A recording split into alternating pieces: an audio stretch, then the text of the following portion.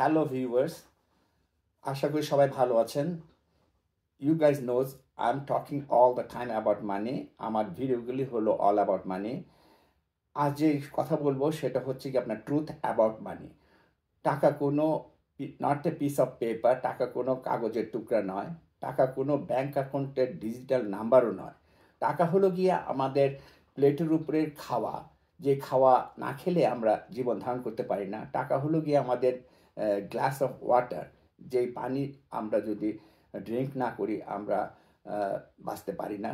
টাকা হলো গিয়ে আমাদের মাথার উপরে ছাদ, যেই ছাদ না হলে আমরা জীবন ধারণ করতে পারি না। টাকা হলো গিয়ে এমন একটা জিনিস যেটা আপনি যেভাবে জীবনটি চান সেই ধরনের জীবন যেতে হলে আপনাকে টাকা পয়সা আপনার অবশ্যই থাকতে হবে। তার আগে আপনাদের কাছে সবার কাছে আমার একটা প্রশ্ন, যে আপনারা রেডি কিনা to be success in your life? Are you guys ready to listen my video? কারণ হলো গিয়ে সফলতা লেজি পার্সনদের জন্য নয়, সফলতা যারা অ্যাকশন টেক করতে পারে না তাদের জন্য নয়। সফলতা is not for the people who can not take action. সফলতা তাদের জন্য নয় যারা শুধু শুধু এক্সকিউজ করে, সবসময় এক্সকিউজ দেখায় এবং অন্যদেরকে ব্লেম করে। তাদের জন্য আজকে আমি সফল হতে পারি নাই। সফলতা তাদের জন্য যারা ready all the time to take action. সফলতা তাদের জন্য যারা ready to make the dream true. সুতরাং আসা যাক আমার আসল কথা।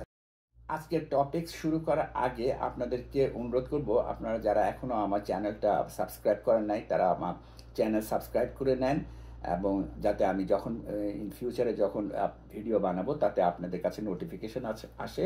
আপনারা যদি আমার ভিডিওগুলো পছন্দ করে থাকেন তাহলে আপনারা তখনই দেখতে পারবেন। আমাদের মানুষদের মধ্যে দুই ধরনের, টু টাইপস অফ মাইন্ডসেট আছে, poor mindset and rich mindset. Poor mindset যদি আপনার থাকে আপনি কখনো তার থেকে বেরিয়ে আসতে পারবেন না। পারবেন যদি আপনি সচেতন হন, আপনি যদি চেষ্টা করেন। আদারওয়াইজ পুয়ার মাইন্ডসেট থেকে বেরিয়ে আসা খুবই কষ্টকর। আর যারা রিচ মাইন্ডসেটের মধ্যে আছে তারা আপনার অতি দ্রুত তারা জীবনে সাকসেস পেতেই থাকে এবং তারা উন্নতি করতে। নাম্বার ওয়ান, গরিব মানুষরা শুধু টাকা জমাতেই থাকে এবং চিন্তা করে এই মাসে আমি এত জমালাম, পরের মাসে আমি আরও জমাবো। আদতে কিন্তু তারা কখনো ধনী হতে পারে না। ব্যাংকে যখন টাকা আপনি সেভ করে রেখে দেবেন সেটা ইনফ্লেশনের কারণে আপনার ডিভ্যালুয়েশন হতে থাকে। আপনার মানি যখন একবার ডিভ্যালুড হয়, আপনি মনে করছেন আমি সেভ করছি, এই মাসে আমি এত সেভ করলাম, পরের মাসে আবার এত সেভ করলাম। আদতে কিন্তু আপনার যে টাকার পরিমাণ সেটার ভ্যালু যেহেতু কমে যাচ্ছে, সুতরাং আপনি যেই পরিমাণ টাকা সেভ করেছিলেন ইন ফিউচারে সেটার যে ভ্যালুটা কমে যাবে সেটা আপনি বুঝতে পারবেন না। কিন্তু ধনীরা কি করে? ধনীরা আপনার ব্যাংকে টাকা সেভ করে না, তারা সেভ করে শুধুমাত্র আপনার ইমার্জেন্সি ফান্ডের জন্য। আর বাকিটা তারা কি করে? প্রতি মাসে তারা ইনভেস্ট করে। ইনভেস্ট করার মানে হচ্ছে টাকা তারা ইনভেস্ট করে এই কারণে যাতে টাকা তাদের জন্য হয়ে কাজ করে। আর গরিবরা কাজ করে আপনার টাকার জন্য, টাকার পিছনে তারা ছোটে। একটা এক্সাম্পল দিই, দুই বন্ধু এ এবং বন্ধু বি। বন্ধু এ এবং বি দুজনেই প্রতি মাসে 1000 টাকা করে ইনকাম করে। বন্ধু এ প্রতি মাসে 500 টাকা করে ব্যাংকে সেভ করে এবং বন্ধু বি প্রতি মাসে 500 টাকা করে ইনভেস্ট করে এবং তার নতুন স্কিল অর্জন করার জন্য। কি মনে করেন 5 বছর পরে বা 10 বছর পরে কে ধনী হবে? কোনো অবস্থাতেই বন্ধু এ হবে না। অথচ বন্ধু বি যেহেতু সে ইনভেস্ট করে গেছে এবং নতুন নতুন স্কিল সে অর্জন করেছে, সেই ইন ফিউচারে ধনীর পর্যায়ে। এর কারণ হলো গিয়ে বন্ধু বি জানে টাকা কীভাবে তার জন্য কাজ করবে। সে টাকার জন্য কাজ করবে না, কিন্তু সে ভালো করেই জানে টাকা কীভাবে তার হয়ে কাজ করবে। ইভেন কি সে যখন ঘুমিয়ে থাকবে তার ইনভেস্টেড যে টাকা সেটা তার হয়ে কাজ করবে।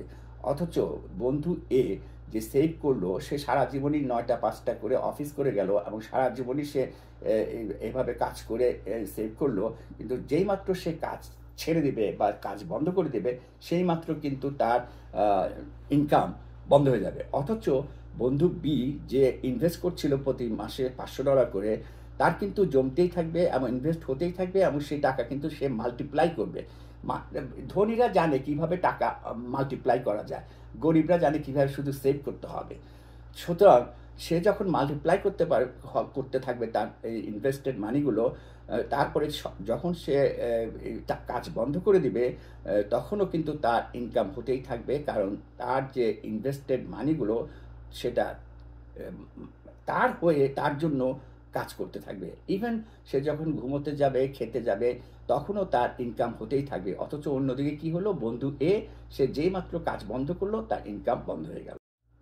ধনীরা কোথায় ইনভেস্ট করে? ধনীরা আপনার স্টকে ইনভেস্ট করে, মিউচুয়াল ফান্ডে ইনভেস্ট করে, সে প্রপার্টি কিনে, সে রেন্টাল প্রপার্টি কিনে সেটা রেন্ট দেয়। বিভিন্ন পদ্ধতি আছে। তার সে 401k-তে সেভ করে, তার রথ আইআরে আছে। অথচ গরিবরা ওই ইনভেস্টমেন্ট তাদের মাথায় আসে না, তারা জানেও না, তারা রিস্ক নিতেও চেষ্টা করে না। তারা শুধুমাত্র ব্যাংকেই তারা সেভ করতে থাকে, কিন্তু এতে করে সে আদতেও কিন্তু ধনী কোনোদিন হতে পারে না, কারণ ডিভ্যালুয়েশন আছে এবং সে যখন কাজ করবে তার ইনকামও সঙ্গে সঙ্গে থেমে। নাম্বার 2, গরিবরা শুধুমাত্র ব্লেম করতে জানে। তারা বলে গভর্নমেন্ট করাপ্ট, সেই কারণে আমরা গরিব। ধনীরা কখনো ব্লেম করে না, তারা কখনো কারো দোষ দেয় না। তারা রিস্ক নিতে জানে, তারা রেসপন্সিবিলিটি আছে, তারা জানে কীভাবে এগিয়ে যেতে হয়। তারা যদি একবার লুজ করে, সেখান থেকে তারা শিক্ষা নেয়, পরবর্তীতে আরও নতুন উদ্যমে এগিয়ে যায়।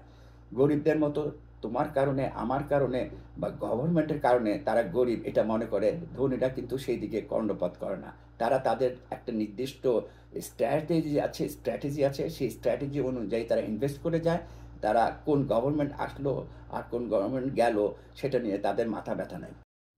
আমরা কিন্তু সবাই জানি যারা ধনী তারা কিন্তু তাদের প্রথম জীবনে তারা অনেক টাকা পয়সা তারা লুজ করেছে, তারা ফেল করেছে, কিন্তু তারা দমে যায় নাই, তারা ওখানে স্টপ হয়ে যায় নাই। তারা কিন্তু আবার নতুন উদ্যমে তারা এগিয়ে গেছে, তারা রিস্ক নিতে জানে, তাদের রেসপন্সিবিলিটি আছে, কীভাবে তারা ইনভেস্ট করবে তারা সেটা জানে। সুতরাং গরিবদের মতো তারা একবার যদি লুজ করে সেখানে থেমে যায় না, তারা রিস্ক নেওয়াটাকে পছন্দ করে, সেই জন্যই তারা ধনী। আর গরিব যারা, তারা একবার যদি লুজ করে মানি অথবা একবার যদি ফেল করে, তারা ভয় পেয়ে যায়, তারা চিন্তা করে তাদের বন্ধুরা কি বলবে, আমি এখন গরিব হয়ে গেছি, তারা লজ্জা পায়। কিন্তু ধনীরা ওইদিকে কর্ণপাত কখনোই করবে না। তারা যে লুজ করলো সেটা থেকে তারা নতুনভাবে আবার শিক্ষা নেয়, সেটা তাদের একটা সিঁড়িতে ওঠার একটা স্টেপ। তারা আবার নতুন করে স্কিল গেইন করে, নতুন করে এডুকেশনে যায়, তারা আবার নতুন করে বই পড়ে তারা আবার কেন তারা ফেল করলো সেটার থেকে তারা বেরিয়ে আসতে চেষ্টা করে। সেই জন্যই আরেকটা কথা, গরিবরা কিন্তু সবসময় সেফ কমফোর্ট জোনের মধ্যে বাস করতে চেষ্টা করে এবং তারা পছন্দ করে ওই সেফ কমফোর্ট জোনের মধ্যেই থাকতে। তারা সে ভয় পায় এই আপনার সেফ কমফোর্ট জোন থেকে বেরিয়ে আসতে। অন্যদিকে হোয়ারাস ধনীরা কিন্তু সেফ কমফোর্ট জোনের থেকে তারা বেরিয়ে এসে তারা ফিউচারের কথা চিন্তা করে, তারা মাল্টিপ্লাই করতে চেষ্টা করে তাদের যে অ্যাসেট আছে সেটাকে। সেই কারণে আপনাকে যে যদি আপনি ধনী হতে চান তাহলে কিন্তু আপনাকে সেফ কমফোর্ট জোন থেকে আপনাকে বেরিয়ে আসতে হবে। কোনো আসা যায় না কে কি বললো, কে হাসাহাসি করলো, সেটা বড় কথা নয়। আপনি আপনার যে এই টার্গেট, সেই টার্গেটটাকে আপনি সবসময় ঠিক রাখবেন। গরিবরা সবসময় 9টা 5টা কাজ করতে পছন্দ করে, হোয়ারেজ ধনীরা এটা পছন্দ করে না। ধনীরা চেষ্টা করে কত আর্লি আপনার রিটায়ারমেন্টে চলে যাবে, জীবনটাকে উপভোগ করবে। আর অন্যদিকে গরিবরা 9টা 5টা কাজ করে তাদের সারা জীবনটা পার করে দেয় এবং রিটায়ারমেন্টে যখন যায় তখন তাদের হাতে দেখে যে তাদের যে টাকা পয়সা তারা সেভ করছে অ্যাকচুয়ালি সেটার ভ্যালুয়েশন অনেক কমে গেছে। হোয়ারেজ ধনীরা প্রথম থেকে একটা টার্গেট রাখে, সে আর্লি এই যে গিয়ে রিটায়ার করবে, যাতে সে যেটা ইনভেস্ট করেছে সেটা তার হয়ে কাজ করেছে, যেই মানি সে ইনভেস্ট করেছে সেই মানি তার জন্য কাজ করেছে এবং করতেই থাকবে, ইন ফিউচারেও সেটা করতেই থাকে, বাড়তেই থাকে। তারা কখনো আপনার টাকার অভাবে মারা যায় না। যেটা বলছিলাম নাম্বার 3, গরিবরা ভয় পায়, রিস্ক নিতে ভয় পায়, তাদের শরীর কেঁপে ওঠে। হোয়ারেজ ধনীদের চ্যালেঞ্জকে গ্রহণ করতে পছন্দ করে, তারা সবসময় গেম খেলতে চেষ্টা করে যে চ্যালেঞ্জ আসছে সেই চ্যালেঞ্জকে আমি কিভাবে মোকাবেলা করব। আর গরিবরা চ্যালেঞ্জকে মোকাবেলা করতে চায় না, তারা তাদের কমফোর্ট জোনেই থাকতে চায়। নাম্বার 4, গরিবরা কাজ করে টাকার জন্য, হোয়ারেজ ধনীরা কাজ করে টাকা ইনভেস্ট করে, টাকা কিভাবে তাদের জন্য কাজ করবে সেটার জন্য। নাম্বার 5, গরিবরা তাদের অবসর সময়টা কাটায় সময় নষ্ট করে, সিনেমা দেখে, পার্টি করে, এন্টারটেনমেন্টের দিকে তাদের বেশি ফোকাস। হোয়ারেজ ধনীরা ফোকাস করে, তাদের সময় নষ্ট করে এই কথাটা বলবো না, ধনীরা সময় ব্যয় করে নতুন এডুকেশন গেইন করতে চায়, নতুন নতুন স্কিল গেইন করে, যাতে তারা ইন ফিউচারে আরও টাকা পয়সা বানাতে পারে, সেই দিকে তাদের টার্গেটটা থাকে। তারা গরিবদের মতো পার্টি, গান বাজনা, মদ খাওয়া এসব কম করে। অথচ ধনীরা সবসময় তাদের ফোকাসটা ঠিক রেখে নতুন স্কিল অর্জন করার দিকে তাদের ফোকাসটা সবসময় দৃষ্টি রাখে। আরও একটা কথা, ধনীরা কিন্তু সবসময় নেটওয়ার্কিং করতে চেষ্টা করে। যারা সাকসেসফুল মানুষ আছে, যারা জীবনে সাকসেসফুল হয়েছে, তাদের সাথে যোগাযোগ রক্ষা করতে চেষ্টা করে, তাদের সাথে একটা কমিউনিকেশন গড়ে তুলে, তাদের সাথে একটা বিরাট বড় নেটওয়ার্কিং তৈরি করতে চেষ্টা করে, যাতে তারা যারা সাকসেসফুল হয়েছে জীবনে, তাদের থেকে তারা শিক্ষা নিতে পারে কিভাবে তারা সাকসেসফুল হয়েছে, সেটা যাতে নিজের জীবনেও তারা সেটা ইমপ্লিমেন্ট করতে পারে। গরিবরা এই নেটওয়ার্কিংয়ের দিকে তাদের কোনো ধারণা নাই, তারা সাকসেসফুল মানুষদের থেকে দূরে থাকে। তারা নিজেদের ওই যেটা বলেছিলাম যে কমফোর্ট, একটা সেফ কমফোর্ট জোন, ওটার মধ্যেই থেকে তারা অবসর সময়টা এই পার্টি করে, তারপরে আপনার সিনেমা দেখে তারা সময়টা নষ্ট করে। আজকে এতটুক থাক, আমি আবার আসবো পরে এ ব্যাপারে আলোচনা করার জন্য। আপনারা সবাই ভালো থাকুন।